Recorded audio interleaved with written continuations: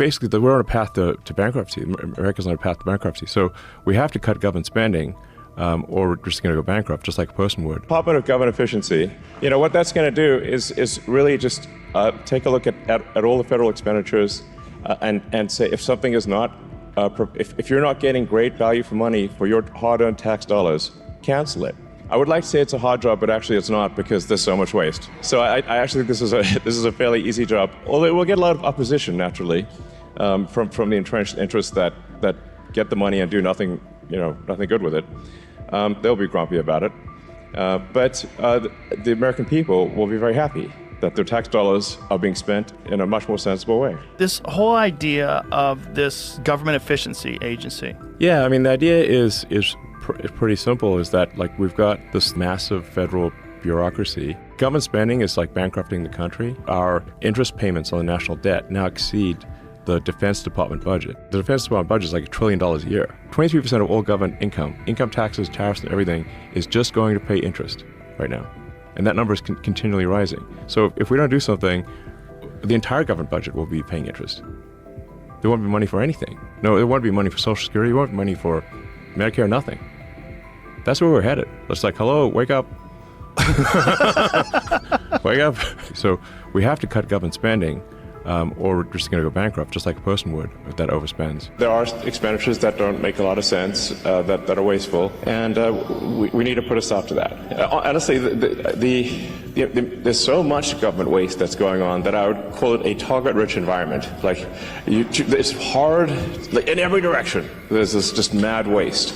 And I think simply, if people simply know that, well, if they waste a ton of taxpayer money, they're going to get fired, that will immediately improve the situation. Immediately.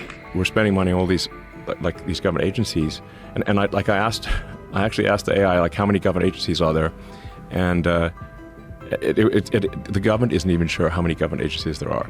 Like, so it's like somewhere around 450, depending on what you call an agency, at the federal level. So that's almost twice as many agencies as years that America has existed. So we're creating agencies at roughly 2 agencies a year.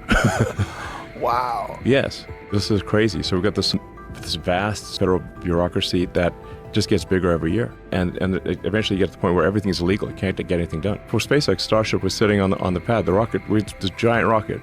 We could build the rocket faster than they could process the paperwork to approve the launch. So we're sitting there for 2 months. If you're dealing with one agency, that's one thing. But if you've got to deal with 5 agencies, and the agencies will have to meet with each other, now you've got like 25 different meeting configurations that have to take place. You get just hardening of the arteries. You just can't make progress. Like, this is why we can't build high-speed rail in America. It's basically illegal. We've got far too many government agencies. The federal bureaucracy has gotten out of hand, and we just need to pare it down to a sensible level. And if it turns out that like there's some regulation or agency that was doing something useful, we can put it right back. No problem. Like, it's like, oh, that regulation was important? No problem, we'll put it right back. The point is not that people economic hardship. The point is just that it's better, there are more productive things they can do in the economy. And it would be better if they did these other more productive things, and we didn't have this vast federal bureaucracy. So I was like, maybe like a couple years of pay would be good, and then they could take a vacation, they could take another job and get double pay. I mean, it's not going to create an economic crisis.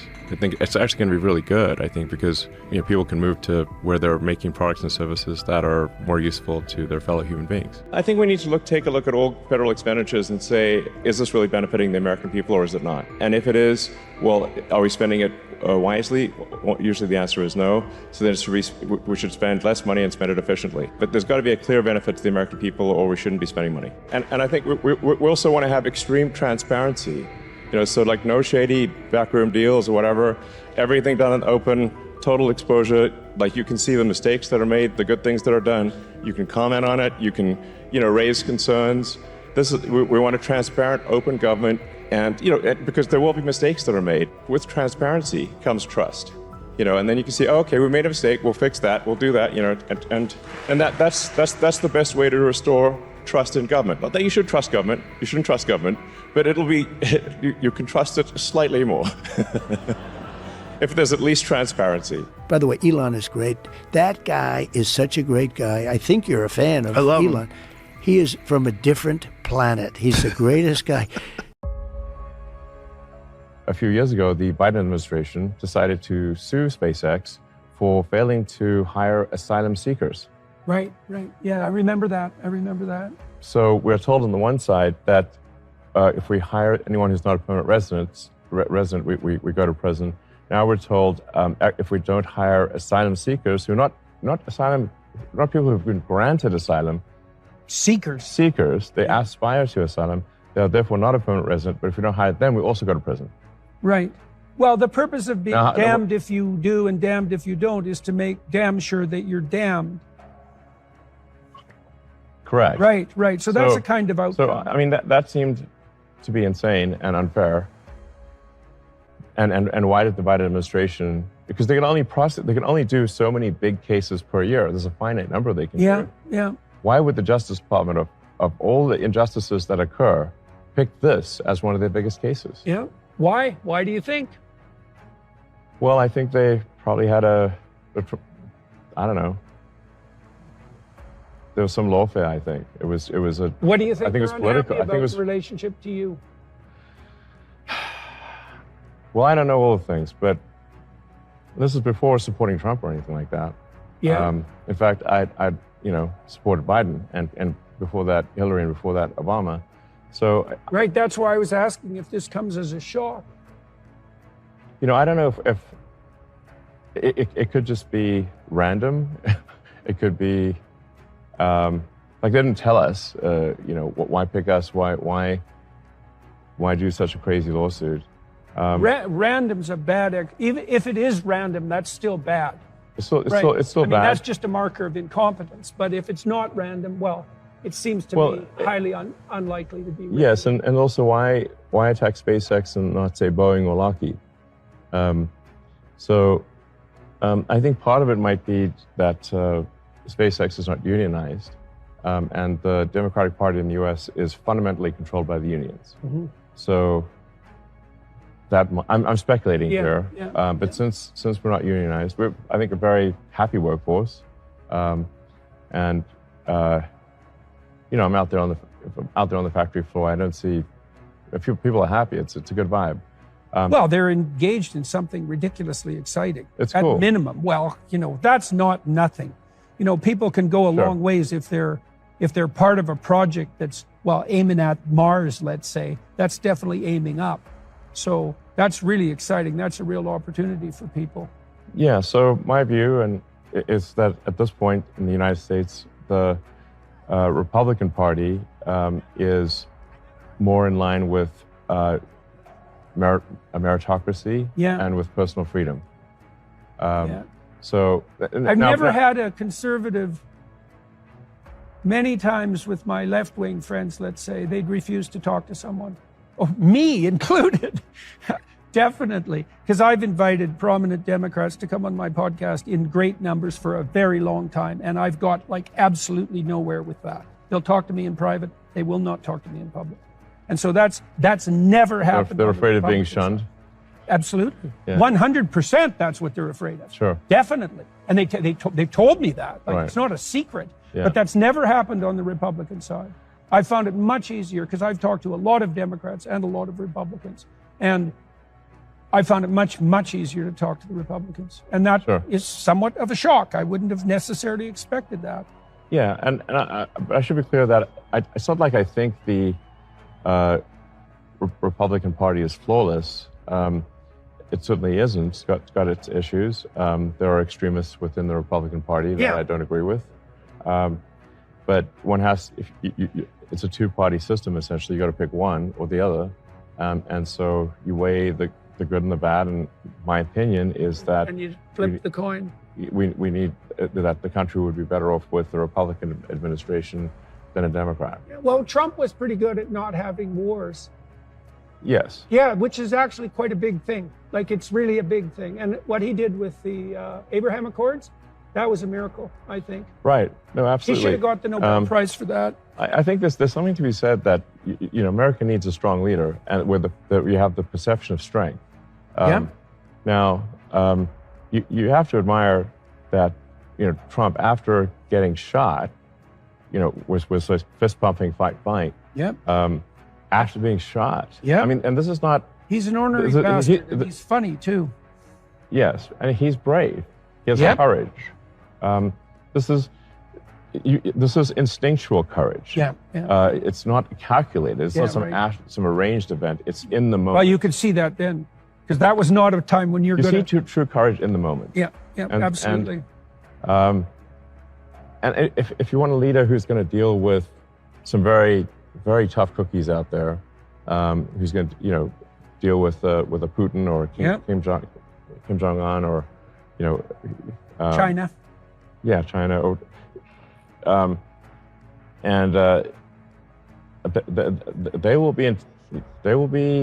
they'll think twice about messing with Trump. Yeah. They'll think twice. Okay. And poor Biden can't make it up the stairs, and obviously he's stepped out of the race.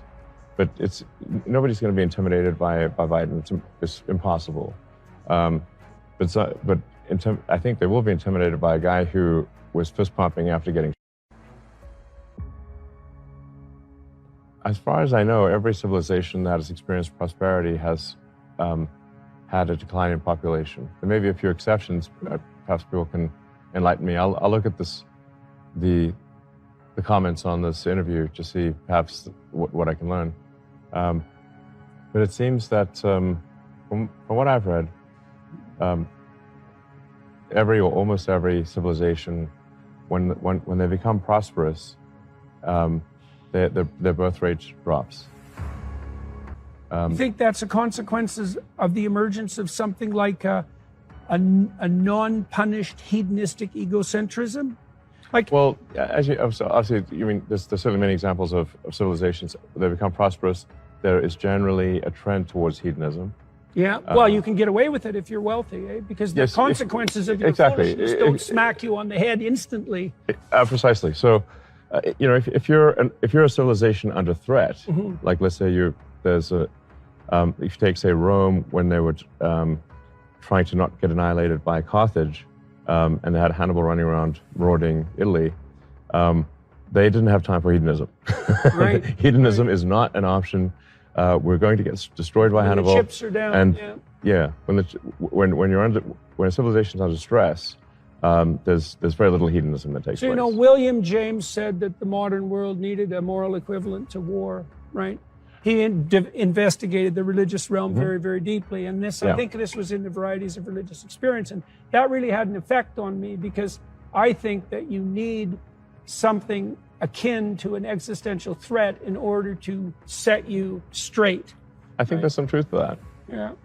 It's sort of like if it's let's say if it's a spoiled child that that kid gets everything he or she wants, and you have sort of a Baruch assault situation, and then writ large, that is a civilization that is I think it's also and where people get everything they want. I think it's the right way to think about it developmentally and neuropsychologically, because maturation itself consists of two processes, let's say.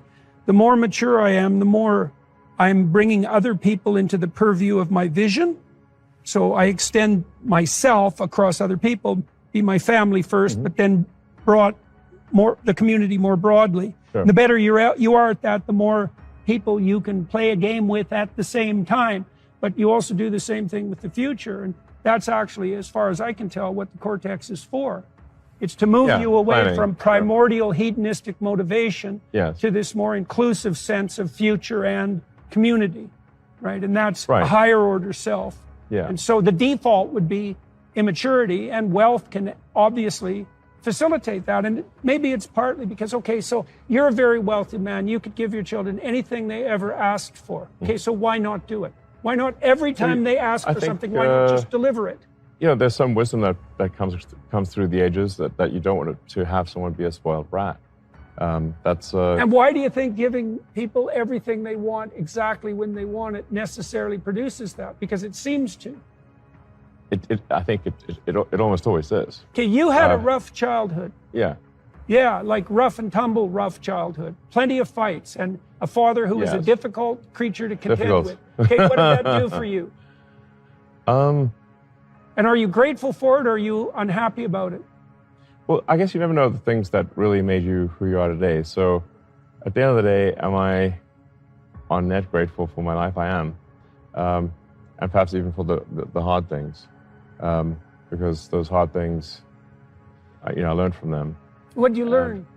I mean, I read your biography. It's not an autobiography. No, it's not. No, no, definitely not. I would tell it in a different way than Isaacson, because Isaacson, who I think is an excellent biographer, is nonetheless looking at things through his lens, and wasn't there at the time. Right, of course, of course. Well, one of the things that stood out for me too, though, from that, and I would like your comments about this, was the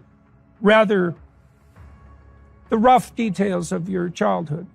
A lot of physical altercations, and a lot of, I don't know exactly how to physical altercations. I mean, I was almost beaten to death within an inch of my life at one point. Right, that counts. Yeah. That definitely counts as a wasn't physical just altercation. a few blows here and there, yeah. I think the government's role is really it's to ensure that the playing field is a good playing field, that the rules, that there are good rules. The government is essentially the football league, and like the referee, making sure that there's fair play, that like I said, that the rules are sensible, and allowing the players on the field to play the game. And what happens over time, though, is government keeps growing, and at a certain point you have more referees than players on the field, and then the game is not good. Yeah. You do need referees. I'm not saying you don't need referees, but you don't want the referees to outnumber the player. That would be silly, but that's often what happens. So it's just make sure that fair games are being played, that there are sensible rules, and don't get in the way of the players, and the results will be excellent. Like another way to think of the government is like a corporation in the limit. It is the biggest corporation, and it is a monopoly, and one that can only go bankrupt if the country goes bankrupt. So it doesn't have the sort of, commercial corporations, if they make bad products, fail to compete, then they will go bankrupt, and they should if they make bad products. So the government is essentially a corporation in the limit. And since it is monopoly and you can think of like I think one way to think of economy is just in terms of feedback loops. And the feedback loop for government provided services to be excellent is weak. Because if you have a government monopoly for anything, you as a consumer have no alternatives. You have no means of, and I would sort of say, like you said, think of the Department of Motor Vehicles, like the DMV, and it's very inefficient. And if you don't get good service from the government, what do you do? Who do you complain to? And you just, competition breeds excellence, because two organizations or more organizations are fighting to make the end consumer happy, and one will gain market share if they do a better job than the other. So that's why we really want government to do the least, because it's just got the broken feedback loop that we're doing. With respect to laws and regulation, we do have a fundamental issue, which is a natural outcome of an extended period of prosperity, where there really hasn't been sort of a global war, or when the things have been prosperous for a long time, you get an accumulation of laws and regulations naturally. And these laws and regulations are immortal, whereas humans are obviously mortal. So the longer you have this generation of this creation of rules and regulations, but you sort of get to this point where each law or regulation is not perhaps crippling in and of itself, but they're all like little strings that like a million little strings that tie Gulliver down. So like each little string, and then eventually the giant can't move. So we've in the West, I think we've created a regulatory gridlock where just almost everything is illegal. This is why they can't build a high-speed rail in California. They spent $7 billion, and there's a 1,600-foot section is all they have to show for it, and doesn't even have rails on it. It's really, too absurd for parody, because large projects are essentially illegal in California, and much of Europe and other countries. So there has to be some garbage collection process for removing rules and regulations in order for society to function, and not to, get hardening of the arteries just to the point where you can't do anything. And I'm very much pro-environment, but the environmental regulations are, in my view, largely terrible. And they're very much sort of, you have to get permission in advance, as opposed to, say, paying a penalty if you do something wrong, which I think would be much more effective. To say, like, look, we're going to do this project. If something goes wrong, then we'll be forced to pay a penalty, but we do not need to go through a 3 or 4 year environmental approval process. So just changing things from, you have to get a permission in advance to you have to pay a penalty if you do something bad, I think would be profoundly effective for the advancement of large projects. But just in general, I think governments around the world should be actively deleting regulations, questioning whether departments exist. Obviously, President Belay seems to be doing a fantastic job on this front, just deleting entire departments. Fantastic. Yes. Here's the thing about, if you delete departments and regulations, you can always put them back. It turns out that those were very important. You can always put them back. And really, this is like taking the brakes off of an economy and of a civilization. We need to snap those strings that are holding Gulliver down and preventing us from making progress as a civilization. Clearly, the policies of the past have not succeeded. We know that for a fact. So let us, I think, go boldly into the future.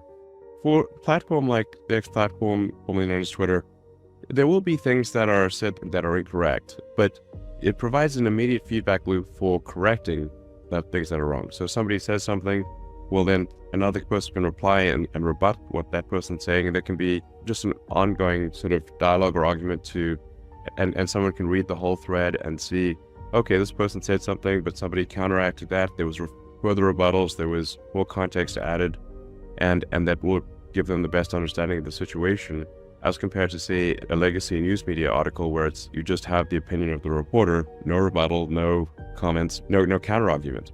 And very often what's printed in the press is completely false, and people don't know. But on a real-time interactive platform like X, they can see not just what somebody said, but what are the rebuttals, what are the counter arguments. And we've got things like community notes, which I think is very helpful, where if somebody says something false, sort of inaccurate or misleading, then the core secret to community note is that for a note to be attached to a post, people who normally disagree about a subject must agree on that community note for it to be shown. So the probability of it being accurate is very high, because people who historically disagree are only going to agree on something that is quite accurate. It does seem as though civilization is reaching new heights in technology. I think we've got quite a bit of momentum. I do worry about certain existential risks, like the low birth rate, which is accelerating in most countries. And really, this is one of those things that I think is underrated as an issue, is that if there are no humans, there's no humanity. You have to make them somehow, and I think we should be very concerned about the accelerating of the birth rate. This is a super big deal. Basically nothing else matters if there are no humans. As an initial premise, you must have humans for there to be civilization, unless we're going to leave it all to the robots. So this, I think, is massively underweighted, and I don't have a great solution to it, but it must be solved somehow, or humanity will dwindle to nothing. I think we should have an optimistic view of the future, and I do think that one sort of bad thing about the environmentalist movement is that in the sort of extreme form of the environmentalist movement, people start to view humans as a plague on the surface of the earth, as a fundamentally bad thing. And with the implication that if all humans disappeared, somehow Earth would be better off. This is the extinctionist movement. And I think you can really, at a fundamental level, you can think of things as a fight between expansionist and extinctionist philosophies. And that's what really matters. Everything else is, humans go extinct or civilization collapses, whatever policies we may have are irrelevant. So first and foremost, we must have an expansionist philosophy for civilization and for consciousness. We must seek to go beyond what we've done in the past to increase the number of humans. And this is incredibly fundamental. So one way or another, this must happen. Yeah.